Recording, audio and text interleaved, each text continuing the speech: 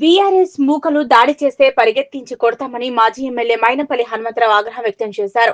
BRS నేతలు బరితెగించి వ్యవహరిస్తున్నారని, media సంస్థలపై గులాబీ శ్రేణులు దాడులు దుర్మార్గమని పేర్కొంటూ మీడియా సంస్థలకు రక్షణగా ఉంటామని, ఏబీఎన్ పై దాడి చేయాలని అంటే తమ కార్యకర్తలను దాటిపోవాలన్నారు.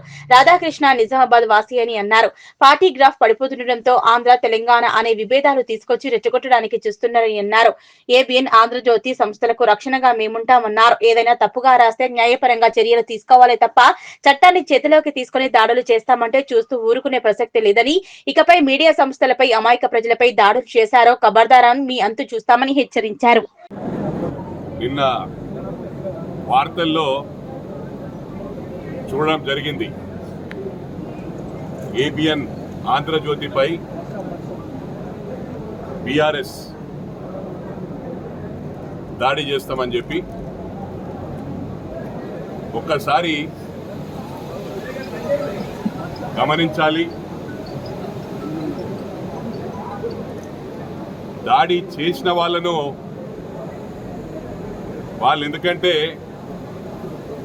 గతంలో తెలంగాణ ఉద్యమంలో అందరినీ వాడుకొని 10 సంవత్సరాలు గేట్ లోపలికి కూడా రానియని సంగతి అందరికి కూడా తెలుసు. అందుకు పెద్ద మనసుతో వాళ్ళు కూడా మా పిల్లలే కాబట్టి దాడి చేసిన వాళ్ళని వదిలిపెట్టి నా కొడుకుల్లారా ఒక్కొక్కరిని హెచ్చరిస్తా ఉన్న లీడర్ నాయకులు ఎవరైతే రెచ్చగొట్టి ప్రెస్ మీట్లు పెట్టి మాట్లాడుతూ ఉన్నారో వాళ్లను మా కార్యకర్తలు పరిగెత్తించి ఉరికిచ్చి కొడతారని చెప్పి ఈ సందర్భంగా తెలియజేస్తా ఉన్నా. మరి అదేవిధంగా ఏబిఎన్ రాధాకృష్ణ గారు నిజామాబాద్ నేటివ్ అయినది, బీర్కూర్ మండలం. అంటే మీ అయ్యే జాగిరా. తెలంగాణ అంటేనే మీది. ఒకటి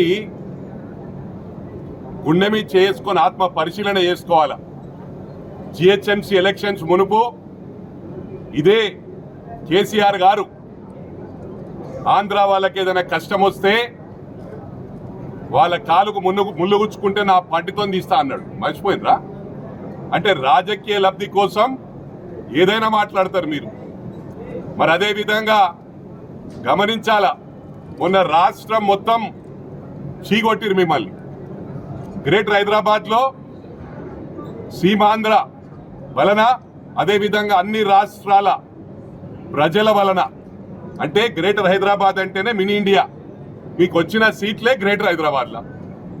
మళ్ళా ఏదైనా అవసరం వచ్చినప్పుడు సెంటిమెంట్ వాడతారు. అంటే పార్టీ గ్రాఫ్ పడిపోతుంది అనగానే వెంటనే ఆంధ్ర తెలంగాణ ఫీలింగ్ తెస్తారు. అరే నా కొడుకుల్లారా, మీ బాస్ కొడుకులే అమెరికాలో చదువుకొని వచ్చిర్రు, అమెరికాలో ఉద్యోగం చేసిర్రు. మరి ఎవనయ్యా జాగిరని పోయినరా? ఆడికి ఎవరు తిండి తిన్నారా? ఎక్కడ ఉన్నా కూడా ఒకటి గమనించాలి. ఈ ఫీలింగ్ తెస్తే మాత్రం బిడ్డ ఒక్కొక్కరిని పరిగెత్తి కొడతామని చెప్పి ఈ సందర్భంగా తెలియజేస్తా ఉన్నా. మీకు ఒక ఆనవాయితీగా మారింది. ఎన్నికలు అయిపోగానే 10 సంవత్సరాలు అందరితో దోస్తాన్ చేసిండ్రు. బయట రాష్ట్రాలకు కాంట్రాక్ట్లు ఇచ్చిండ్రు. కమిషన్లకు తన తేడా లేకుండా ఎవరు కమిషన్లు ఇస్తే వాళ్ళకి కాంట్రాక్ట్లు ఇచ్చిండ్రు. మనం ఐడెంటిఫై చేసినాం. ఇవన్నీ కూడా మరి ప్రభుత్వానికి కూడా తెలుసు. వెంటనే అరెస్ట్ చేయాలి. వాళ్ళు ఏమన్నారు? నా పక్కలకు వస్తే ఫామ్ హౌస్ రాసిస్తా అన్నారు. ఇవి ఆమె చెప్పినాయి. మరి ఎవరికి ఫామ్ హౌస్లు ఉన్నాయి? పూర్ణచందర్కి ఉందా ఫామ్ హౌస్? ఏం వెంకన్న పూర్ణచందర్కి ఉందా అన్న ఫామ్ హౌస్? మరి ఫామ్ హౌస్ ఎవరికి ఉన్నాయి? అంటే తప్పు చేయొచ్చు వాళ్ళు. వీళ్ళు తప్పు చేస్తున్నారని చూపించినోడు తప్పు అవుతుంది. అలా అయ్యో ఇట్లా ఏళ్ళు చూపించిండని. అరే కొడుకులకు సిగ్గులు లేవు, మీడియాల ముందుకు వచ్చి పెద్ద నరుకుతుర్రు. ఎట్లా పడితే అట్లా ఏం సంగతి రా అంటున్నారు. బిడ్డా చెప్తున్నాము, మీకే చెప్తున్నాం. రేపు కార్యకర్తలు చేసినా మీరు 10 సంవత్సరాలు వాడుకున్నారు కార్యకర్తలు. వాళ్ళు కూడా మా కుటుంబ సభ్యులే. వాళ్ళని ఏమనం. కొడుకుల్లారా, నాయకులను ఒక్కొక్కరిని బట్టలిప్పి పరిగెత్తిస్తామని చెప్పి కూడా మరోసారి మీడియా ద్వారా హెచ్చరిస్తా ఉన్నాను.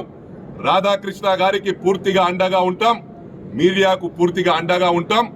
మీడియాది ఏదైనా గొడవైనప్పుడు మీడియాతో మాట్లాడాలి కానీ మొత్తము ఆంధ్రాను సీన్ మీదకి తెచ్చి ఆంధ్ర తెలంగాణ ఫీలింగ్ తెస్తే ఇక్కడ ఒకడు నమ్మే పరిస్థితి లేదు. పొద్దున్న లేస్తే దోస్తాన్ చేసిందంతా కేటీఆర్ ఎవరితో దోస్తాన్ చేసిండో అందరికి తెలుసు. ఎవరి బర్త్డేలకు పోయిండో అందరికి తెలుసు. మరి ఎవరికి కాంట్రాక్ట్లు ఇచ్చిండో అందరు చూసిండ్రు. మీరు ఏం చెప్పినా నమ్మే పరిస్థితి లేదు. మీరు ఇవన్నీ మానుకోండి. మీడియాను మీరు ఆనాడు పాతాళానికి దొక్కేస్తా అన్నాడు కేసీఆర్. ఆంధ్రజ్యోతిని బ్యాన్ చేస్తే వాళ్ళు సుప్రీంకోర్టును ఆశ్రయించి అక్కడికి వెళ్ళి తెచ్చుకున్నారు ఆర్డర్. ఇవన్నీ ప్రజలు గమనిస్తా ఉన్నారు. ఇవాళ ఒక్క మీడియా కాదు, ఇంకా చాలా మీడియాలనే మా లిస్టులు అంటున్నారు. అరే దమ్ముంటే టైం ఇరా, మేము వచ్చి నిలబడతాం. నీ దమ్ముంటే టైం ఇయ్యి, ఆ టైంకు మేము నిలబడతాం. మైనంపల్లి హనుమంతరావు మా కార్యకర్తలం వచ్చి నిలబడతాం. ఎవరు కాదు, మేమే వస్తాం. మీ దమ్ముంటే మీరు ఎంతమంది వస్తారో రండి. మీరు టైం పెట్టుండ్రి. మీకు చేతనైతే మమ్మల్ని ఎదుర్కోర్రి. ఫస్ట్ మీడియాకి ఏమైనా కావాలంటే ఫస్ట్ మమ్మల్ని దాటెళ్ళాలని చెప్పి కూడా ఈ సందర్భంగా మరి వారిని హెచ్చరిస్తా ఉన్నా. ఈ పిచ్చి పిచ్చి మాటలు మానుకొని మీరు దోసుకున్నాయి చాలు, దాచుకున్నాయి చాలు, అప్పులు చేసింది చాలు. అప్పులని చేసింది మీరు. మేము మంచి ఉద్దేశంతో మేము కార్యక్రమాలు చేద్దామనుకున్నాం. అయినా కూడా మాకు ప్రజలు 5 years మ్యాండేట్ ఇచ్చిండ్రు. 5 సంవత్సరాల్లో ఊహించని విధంగా రేపు ప్రజలు అడగకుండా ఓట్లేసే విధంగా మా రేవంత్ రెడ్డి గారు పనిచేస్తారు. నేను 100 సార్లు చెప్పాను. రాహుల్ గాంధీ గారు ఈ రోజు కూడా ఎకానమీ ఫ్లైట్ లో ట్రావెల్ చేస్తాడు. మీరు అదే విధంగా ప్రియాంక గాంధీ ఒక డబుల్ బెడ్రూమ్ అపార్ట్మెంట్ లో ఉంటది. అరే మీరేమో ఫామ్ హౌస్ లో అయిపోయే, సొంత ఫ్లైట్లు అయిపోయే, లక్షల కోట్లకు ఎదిగిన ఎట్లా మాట్లాడుతున్నారు అంటే ఎంతో రాజకీయ అనుభవం ఉన్నట్టు పీకుడుగాల్లాగా ఎట్లా పడితే అట్లా మాట్లాడుతుండ్రు. ఇప్పటి నుంచి బిడ్డ నిన్నటి దాకా నా కొడుకుని కంట్రోల్ చేసిన, మాట్లాడొద్దు బాగుండదు మర్యాద అని. మీలాంటి వాళ్ళకి మర్యాద ఇస్తే మేము గంగలు కలుస్తాం. నేను అందరినీ కూడా చెప్తా ఉన్నా, వాళ్ళు చిన్న పెద్ద లేకుండా ఆ రోజు మోడీని కూడా మోడీ గాడు అన్నాడు. అదే విధంగా రేవంత్ రెడ్డిని ఏ విధంగా మాట్లాడుతున్నాడు. సీమాంధ్ర దోస్తులే మాత్రం బర్త్డేకి పోతుండే, ఇక్కడ గెలవకపోతుండే. అది నేను దానికి వ్యతిరేకం కాదు. అందరం కలిసిమెలిసి ఉండాలంటున్నాం. మాకు కులం ఫీలింగ్ లేదు, మతం ఫీలింగ్ లేదు, రాష్ట్రం ఫీలింగ్ లేదు. మనమేమో ఇతర రాష్ట్రాలలో బతకబోతాం. అక్కడ 10-15 సంవత్సరాలకే సిటిజన్షిప్ ఇస్తారు. మరి ఇదే విధంగా మీరు కొనసాగితే మన భారతదేశంలో కానీ తెలంగాణ వాళ్ళు కానీ ఏపీ వాళ్ళు కానీ ఇతర రాష్ట్రాల వారు బయట దేశాలలో మ్యాక్సిమం ఉన్నారు, మెజారిటీ పర్సంటేజ్ ఉన్నారు. మరి వాళ్ళను ఇదే ఫీలింగ్ వస్తే మరి అక్కడ పరిగెత్తించి మనలను కొడతారు. అంటే కొట్టిపిచ్చుడు చోకుందా మీకు? అంటే ఎప్పుడు విడగొట్టే ప్రయత్నమే. కులాల వారీగా విడగొట్టిండ్రు, మతాల వారీగా విడగొట్టిండ్రు, రాష్ట్రాల వారీగా విడగొట్టిండ్రు. ఇంకా సరిగ్గా నిద్రపోతలే. అయినా తెలంగాణ పేరు మీద, టిఆర్ఎస్ పేరు మీద ప్రభుత్వం వచ్చినాక మీ సార్కు పెద్ద పెద్ద ఆశలు కలిగినాయి. ప్రైమ్ మినిస్టర్ అయిదామని తెలంగాణ సెంటిమెంట్ పక్కకు పెట్టి టిఆర్ఎస్ పార్టీని తీసేసి బిఆర్ఎస్ చేసిండు. భారతీయ తెలంగాణ రాష్ట్ర సమితి అంటే భారతీయ రాష్ట్ర సమితి. ఆ భారతీయ రాష్ట్ర సమితి చేసి మహారాష్ట్రాల వాళ్ళ ఉసురు కూడా తాకుతుంది మీకు. మొట్టమొదటి నుంచి బీజేపీని విడవని వారు, కాంగ్రెస్ను విడవని వారు, పుట్టినప్పటి నుంచి ఒకటే పార్టీలు ఉన్న వాళ్ళని కూడా బ్రెయిన్ వాష్ చేసి ఆశలు కలిగించి వాళ్ళ నోట్ల మన్ను పోసిండ్రు. వారు రాజకీయ బతుకులో మన్ను పోసిండ్రు అని చెప్పి కూడా ఈ సందర్భంగా మనవి చేస్తా ఉన్నాం. మహారాష్ట్రలో ఎంతో మంది దగ్గర డబ్బులు తీసుకున్నారు పదవులు ఇస్తామని. తర్వాత నాకు మహారాష్ట్రలో ఎంతో మంది దోస్తులు ఉన్నారు, రాజకీయ నాయకులు ఉన్నారు, మంత్రులు ఉన్నారు. వాళ్ళే ఫోన్ చేసి చెప్పడం జరిగింది. సెల్ ఆఫ్ చేసుకున్నారు కొడుకులు, దాచుకొని తిరిగిండ్రు. ఏంది పరిస్థితి? బీఆర్ఎస్ మీరే పెడతారు, టీఆర్ఎస్ మీరే పెడతారు, అందరం ఒకటే అంటారు. ఆంధ్రోళ్ళకి ఏదైనా అయితే వాళ్ళ కాలుకు ముళ్ళు గుచ్చుకుంటే నా నోటితో తీస్తా అన్నాడు.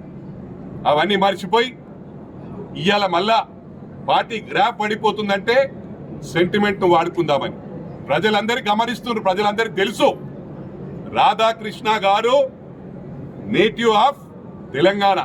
మరి మీరే చెప్తున్నారు కదా మేము ఎప్పుడో వెల్మోలం బీహార్కి వెళ్ళి వచ్చినామని. అంటే మీరు రాగానే మీది అయిపోయిందా? ఇవన్నీ కూడా ఈ ఫీలింగ్స్ పక్కన పెట్టండి. ఏదైనా ఉంటే రాజకీయంగా మాట్లాడుండ్రి. ఎట్లా పడితే అట్లా మాట్లాడి మీడియాను బ్లాక్మెయిల్ చేసి ఒకటే చెప్తున్నా, నెక్స్ట్ టైం ఏముండదు. మీరు ఒకటి గమనించాల. నేను ఈ ప్రభుత్వానికి, మా గౌరవ ముఖ్యమంత్రి రేవంత్ రెడ్డి గారికి కూడా విజ్ఞప్తి చేస్తా ఉన్నా. ఏదైతే తెలంగాణ భవన్ ఇచ్చినామో ఇవాళ ప్రభుత్వం ఆ పార్టీ ఆఫీస్ కోసం ఇచ్చింది, దాంట్లో కమర్షియల్ యాక్టివిటీస్ చెయ్యొద్దు. ఇది గమనించాల. న్యూస్ ఎట్లా నడిపిస్తారు అక్కడికి వెళ్ళి? ప్రభుత్వానికి వ్యతిరేకంగా న్యూస్ ఎట్లా నడిపిస్తారు అక్కడికి వెళ్ళి? పార్టీ ఆఫీస్ ను కమర్షియల్ యాక్టివిటీస్ కు వాడుతా ఉన్నారు. ఇది ప్రజలందరూ కూడా గమనించాలా. వీళ్ళు ఏది చేసినా కూడా టోటల్ మిస్యూజే.